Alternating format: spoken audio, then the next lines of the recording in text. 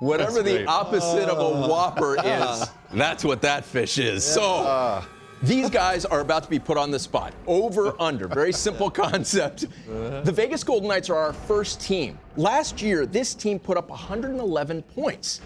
The over-under number is 103.5. As we look at their last 3 seasons, and of course 2021 was a 56-game season because of the pandemic, we look at the way that they just broke out last season en route to winning the Cup. That was the regular season. We know how special they were in the spring. Weeksy, over, under, Vegas Golden Knights. I'll take the over, just based on the injuries, especially to their captain in the regular season last year to Mark Stone, and everybody being healthy, everybody slotted in the right spots, as EJ said, in terms of the lineup. I'm going to take the over. Yeah, I'm going to go with the over as well. They had 111 points last year. I don't know if they'll get to 111, but I do think they'll be more than 103.5 on your FM dial. So give me the over. You guys are both razor sharp. There's no getting into shape for you. You guys are both coming to this event with great preparation. I bring up the Minnesota Wild, and I think about Wild fans, you wanting to avert your eyes because regular season results are nice.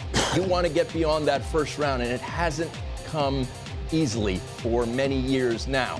103 last year after 113 the year before.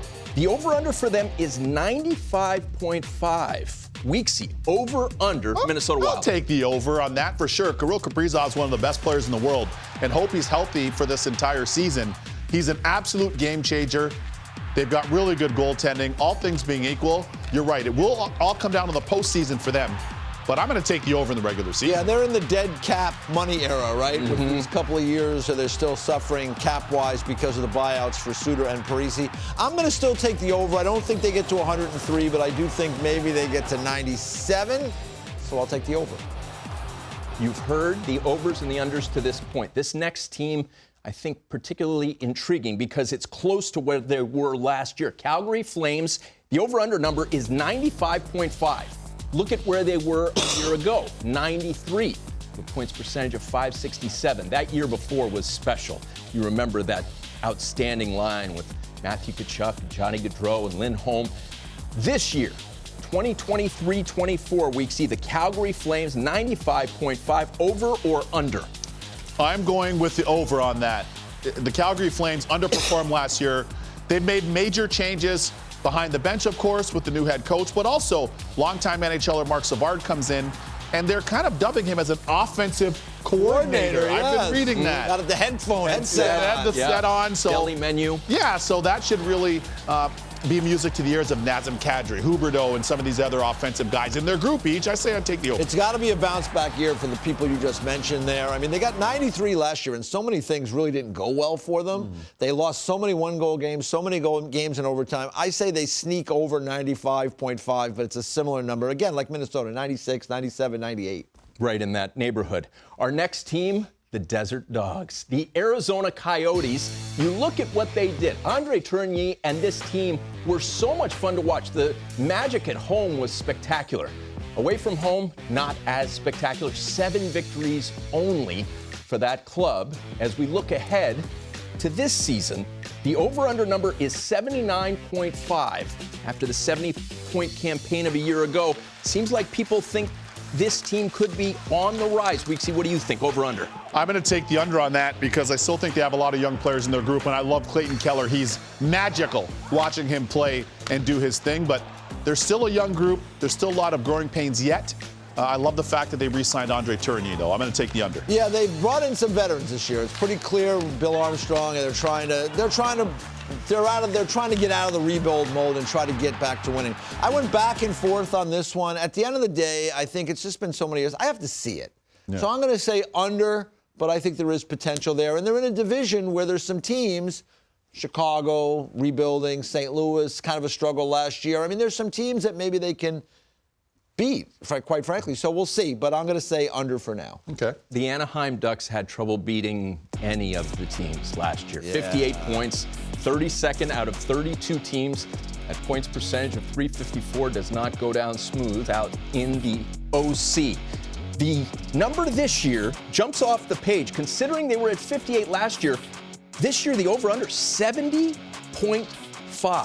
Weeksy, over-under for the Ducks. I'm going to say over for the Ducks. Really? Yeah, I'm going to say over for the Ducks.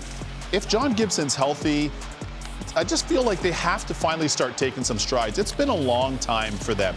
It really has been. It's been a long time coming.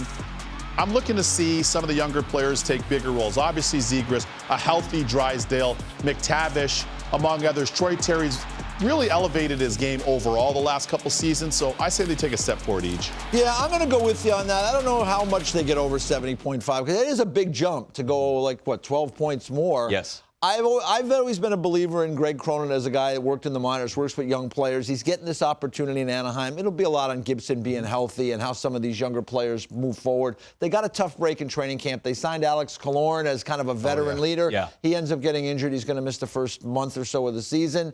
They got Ratko Gudas, who will bring some physicality to that defense. I'm going to take a shot and go over the 70.5. Trevor Zegras got his deal, and you and I were talking about it the other day, EJ.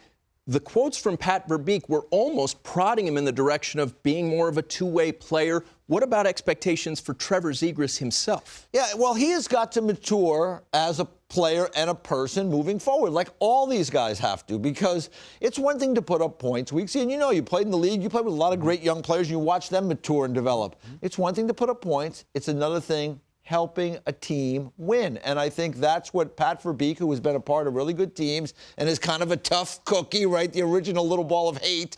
Like, he probably is looking at those other things. Like, you can't just be out here looking to make highlight reel plays. Make some of those, but also take care of some of the other parts of the game as well. So we'll see how that maturation process continues. Yeah, that's We a see fair your point. take on Zegras. Yeah, that's a fair point. I'm a big fan of Zegras' creativity, his ability to improvise when he's on the ice and make plays that a lot of people, quite frankly, don't see as being possible. Yeah. I love that about him. But like a lot of high-end, high-octane offensive players, to your point, you want to round your game out because for Trevor Zegras and for a lot of those players, and Jack Eichel is no better example. Yeah. Right? Jack Eichel's been Great example. awesome since he was coming up the ranks in Boston. Wait, look for this Eichel guy. Wait till you see him. Wait till you see him. He came into to Buffalo rather. He lit it up. He had some great offensive numbers, and then he went to Vegas, and all of a sudden, Jack Eichel's like, okay, I'm going to be a two-way guy. Head coach comes in, Cassidy. They met in Boston prior to the season. Cape Cod. Cape Cod. Here's what I want you to do. Here's what you can do to improve. Next thing you know, Jack Eichel's not just in the club, guys, because anybody could be in the club if you got a little cake. Anybody, and if you have your ID, anybody could be in the club. But he was in the club in Vegas sipping champagne after they won the Stanley Cup. Props to him for that, too. Absolutely right. And one other quick note on Zegras. Yeah. I mean, this kid's got some juice to his game, too, because I remember, and you would remember this, Tony, World Juniors, when they won the gold medal, beat Canada. I do remember that. He, before the game, Yes, he did. I think you might have been with me. He did an interview before the game, and he did. said, we're not afraid of Canada. We can beat them. They haven't played a team and like us. I almost fell off the chair. Me I was too. like, boy, this guy's going to be in for a rough ride tonight. Guess what? He scored a goal, and they won. So true. he's got some jam to him, and he's going to be a really good player in this league. But like a lot of the great young players, they just need time.